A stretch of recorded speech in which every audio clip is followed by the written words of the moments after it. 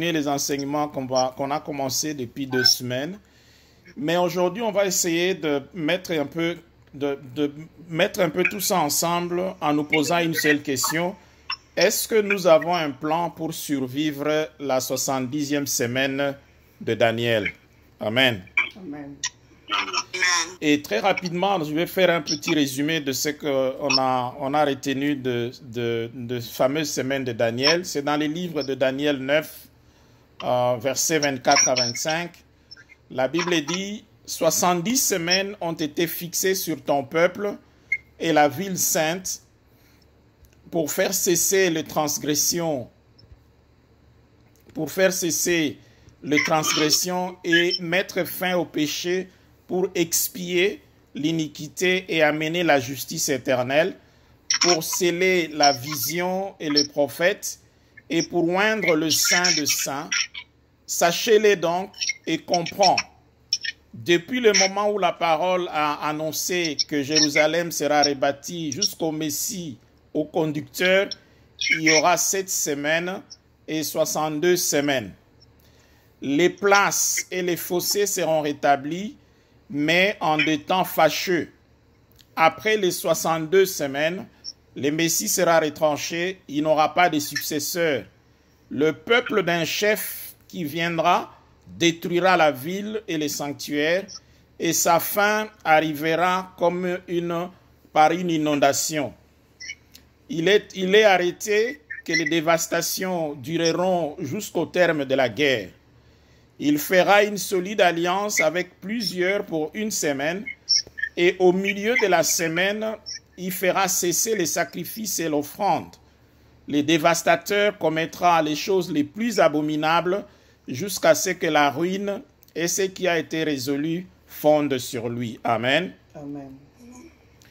Et ces 70 semaines de Daniel, comme on a vu, sont séparées en 3.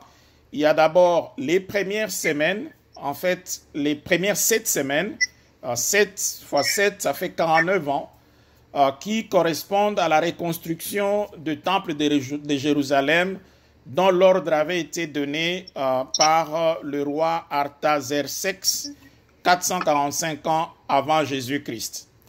Ensuite viennent 62 semaines, donc 62 fois 7, c'est à peu près 434 ans, qui s'achèvent avec l'apparition du Messie au conducteur. Et puis finalement, il y a cette fameuse dernière semaine de Daniel, la 70e semaine qui va être l'objet de notre attention aujourd'hui. Donc, les principaux événements de cette semaine, quand nous lisons Daniel et la Bible, c'est que premièrement, il y aura une alliance de ce temps, de ce futur chef, on l'appelle chef romain, et l'alliance va porter, entre autres choses, sur la reconstruction du temple de Salomon.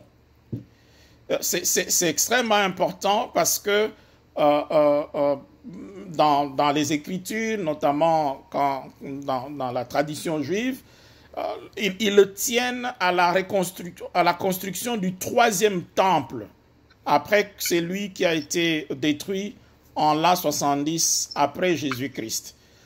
Et l'un des principaux éléments, c'est qu'ils tiennent, les Juifs, à reprendre le service de sacrifice, le service des offrandes. Et lorsque vous regardez aujourd'hui le contexte qui est à Jérusalem, parce que ce 3e temple, il doit être reconstruit pratiquement dans le même site où il y a le mosquée du Dôme des Rochers et un autre mosquée, c'est quelque chose. Et donc, ne fût-ce que l'idée même, la première fois en 90, je crois, lorsque l'idée a circulé que l'on se préparait à reconstruire le temple, il y a eu un soulèvement de Palestiniens. Et lorsque vous regardez depuis ce temps-là, il y a notamment la fameuse visite de Ariel Sharon en 2000 dans le site de ce temple qui a provoqué ce qu'on a plus tard appelé Antifada. Donc, le contexte de reconstruction de ce temple est un contexte très conflictuel qui va nécessiter un homme d'une capacité extraordinaire pour mettre les uns les autres d'accord en vue de construire le temple. Vous avez suivi, je crois, il y a quelques mois, le gouvernement américain a révélé le plan de paix pour cette partie du monde. Et si vous avez suivi, vous avez vu comment est-ce que ce plan de paix a été accueilli. Et donc, beaucoup de gens ont essayé de faire un plan de paix pour cette partie du monde et n'ont jamais réussi. Et donc, lorsque l'Antéchrist va venir et qu'il va réussir à faire le plan de paix qui va permettre la construction du temple, donc il va vraiment être vu comme un leader mondial parce qu'il a réussi là où tout le monde a échoué. Mais au milieu de cette semaine, donc 3 ans et demi après la signature de cet accord de paix, le même Antéchrist va cesser par force le sacrifice et l'offrande. Et la Bible dit, il va commettre des abominations telles que la profanation même du sanctuaire. Donc, parce qu'on aura construit le temple, il y aura les sanctuaires, il va profaner les sanctuaires. Et en même temps, il va déclencher une persécution contre les Juifs. Et à la fin de cette 70e semaine, les dévastateurs, donc l'Antéchrist va être jugé, la justice éternelle va s'instaurer et les bénédictions telles que reprises dans les prophéties messianiques vont s'accomplir. Amen. Mais c'est au milieu donc de cette semaine que vous trouvez ce que nous appelons le temps de la fin. Le temps de la fin, c'est une période qui va durer pratiquement 3 ans et demi et ça coïncide avec la seconde moitié de la 7e semaine de Daniel. Amen. Et Apocalypse 13, 5 dit: et il lui fut donné une bouche qui proférait des paroles arrogantes et des blasphèmes. Il lui fut donné le pouvoir d'agir pendant 42 mois. Et 42 mois correspondent à 3 ans et demi. Ensuite, le temps de la fin va commencer avec la rupture de l'alliance contractée avec l'Antéchrist. Dans Daniel 9, on l'appelle le chef qui viendra avec les Juifs, comme j'ai dit, pour reconstruire le temple et apporter les offrandes. Il va aller jusqu'à se proclamer Dieu. Ça, ce sera l'abomination suprême.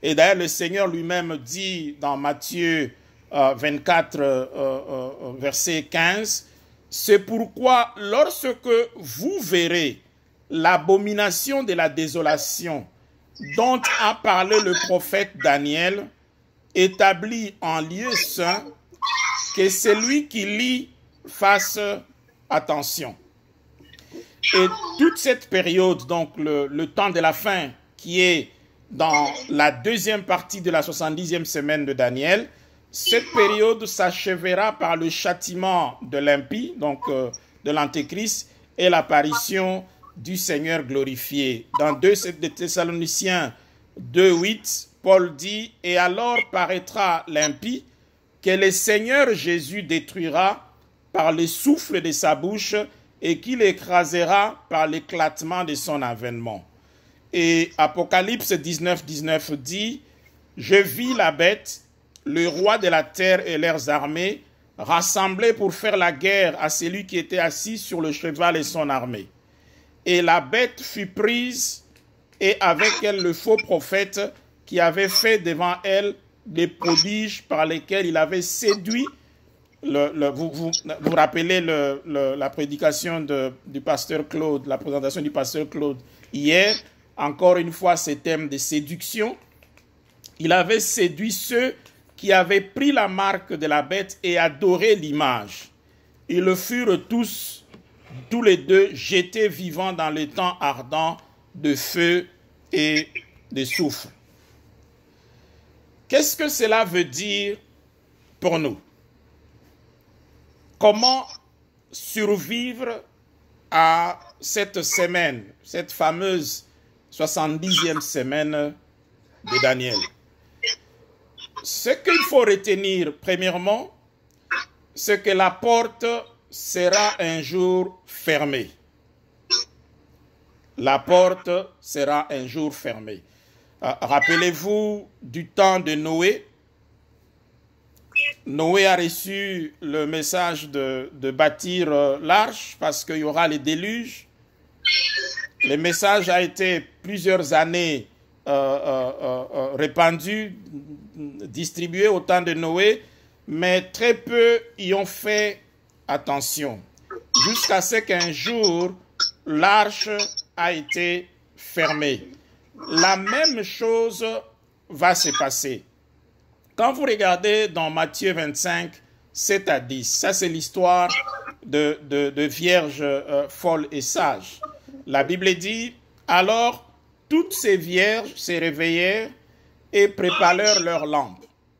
Les folles dirent aux sages, donnez-nous de votre huile, car nos lampes s'éteignent. Les sages répondirent, non, il n'y en aurait pas assez pour nous et pour vous.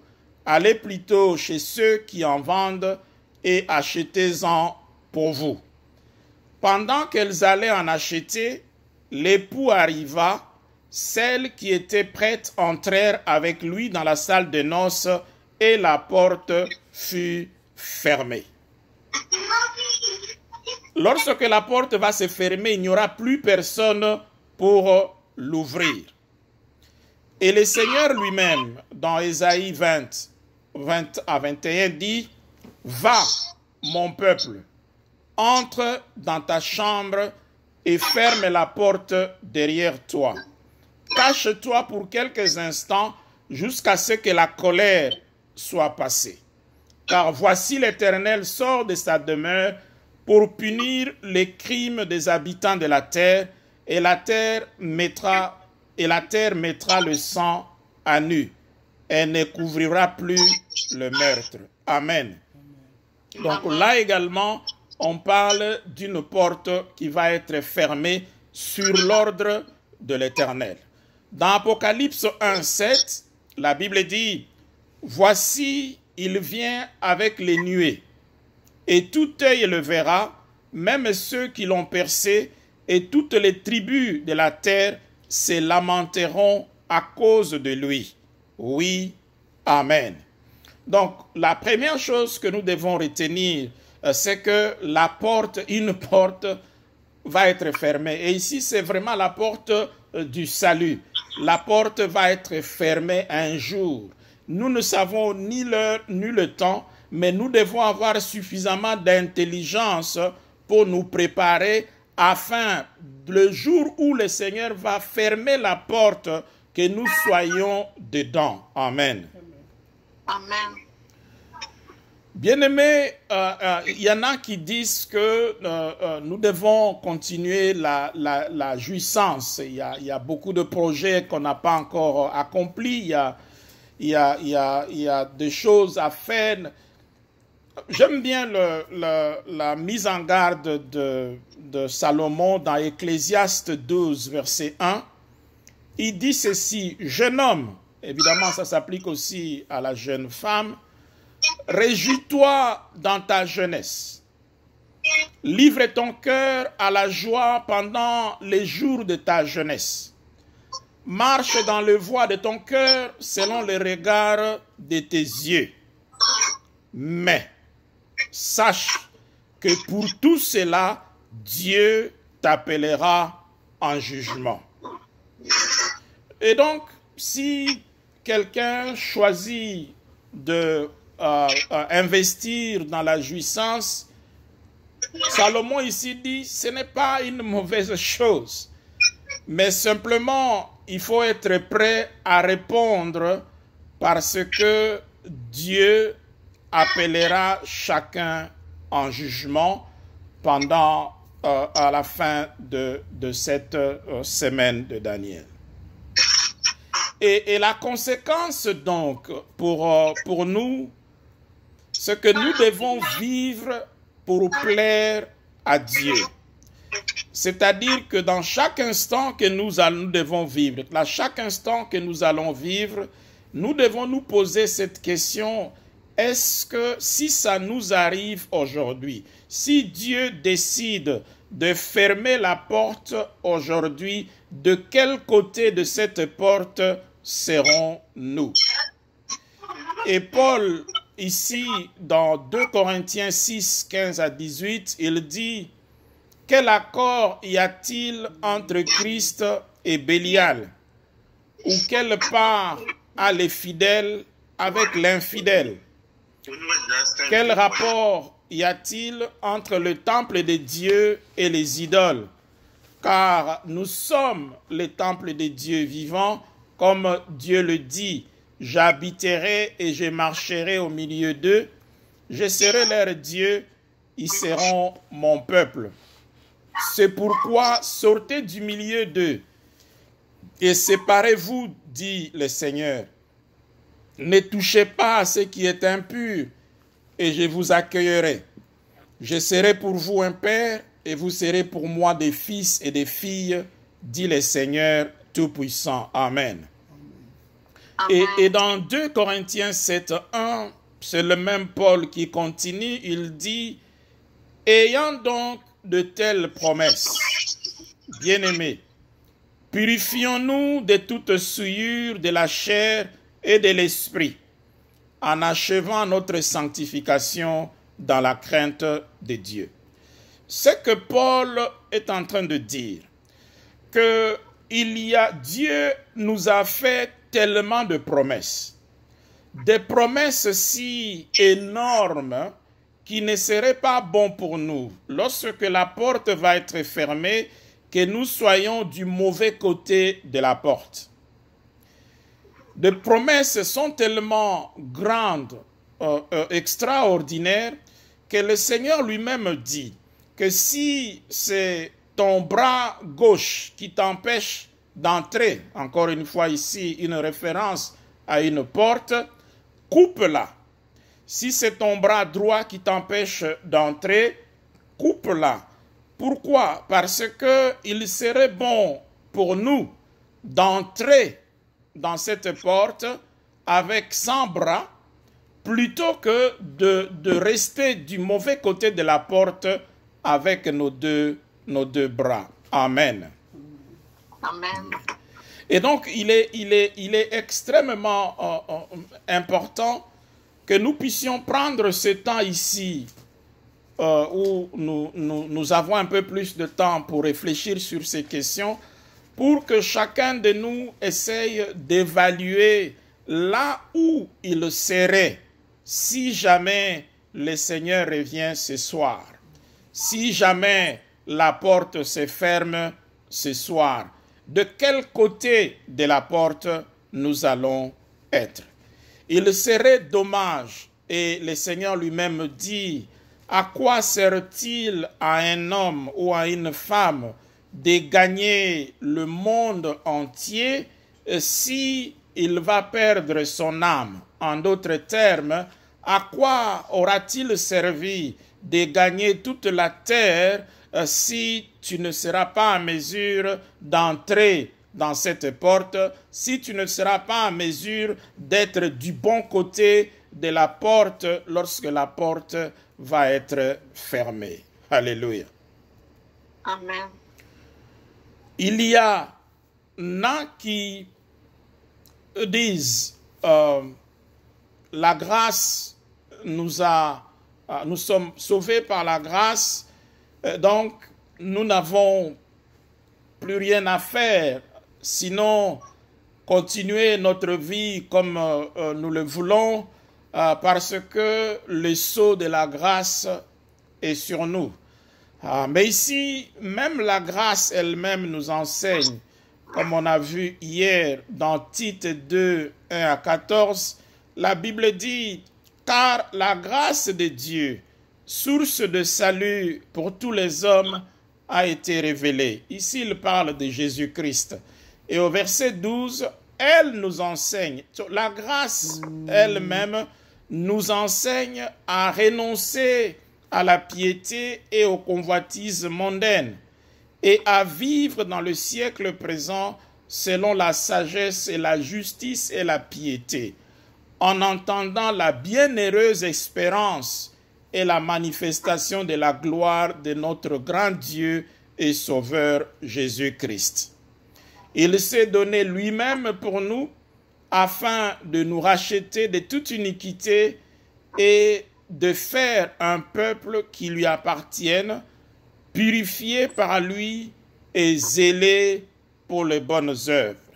Donc, en d'autres termes, certes, nous avons été sauvés par la grâce, mais cette même grâce nous enseigne qu'il y a de bonnes œuvres qui ont été réservées pour nous, pour que nous puissions le pratiquer précisément parce que nous sommes dans la grâce. Mais le jour où le Seigneur va fermer la porte, la grâce va cesser d'être en vigueur. Rappelez-vous, le Seigneur lui-même a dit qu'il est venu pour proclamer une année de grâce.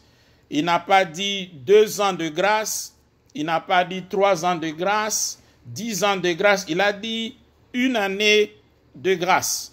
Donc ça veut dire que la longueur de cette grâce est limitée. Ce n'est pas une grâce qui est complètement ouverte. Amen. Amen. Alors, la question qui revient, c'est il n'y a qu'un seul plan pour survivre la 70e semaine de Daniel. Je n'ai pas le détail de ce plan-là, mais je peux vous donner le nom du code. Le nom du code de ce plan, c'est Jésus-Christ. Alléluia. Ça veut dire que même si nous n'avons pas encore les détails de ce plan pour survivre la 70e semaine de Daniel, si nous nous accrochons au nom du code, nous serons à mesure d'entrer dans le plan. Je vais terminer par ce que Daniel dit dans Daniel 12, versets 7 à 10. La Bible dit « J'entendis l'homme vêtu de lin qui se tenait au-dessus des eaux du fleuve. Il leva les yeux, sa main droite et sa main gauche. Il jura par celui qui vit éternellement que ce sera dans un temps, 2 temps et la moitié d'un temps que toutes ces choses finiront quand la force du peuple saint sera entièrement brisée. J'entendis, mais je ne compris pas. Et j'ai dit, mon Seigneur, quelle sera l'issue de ces choses? Il répondit, va, Daniel, car ces paroles seront tenues secrètes et scellées jusqu'au temps de la fin. Plusieurs seront purifiés, blanchis et éprouvés. Les méchants feront le mal et aucun méchant ne comprendra. J'aime bien ce qui suit. Mais ceux qui auront de l'intelligence comprendront. Alléluia. Ceux qui auront de l'intelligence comprendront. Rappelez-vous, dans une de ses présentations, le pasteur Patrick a souligné la nécessité d'avoir une intelligence renouvelée par le Saint-Esprit. Et ici, Daniel, à qui on n'a pas voulu révéler les détails de ce temps de la fin, la deuxième semaine de la 70e semaine de Daniel, le Seigneur dit que ceux qui auront l'intelligence comprendront. Amen. Amen. Que le nom de l'Éternel soit glorifié, que le Saint-Esprit puisse nous aider à avoir cette intelligence dont nous avons besoin pour comprendre ces choses afin de survivre la 70e semaine de Daniel. Que son nom soit glorifié. Amen. Amen. Je vais passer la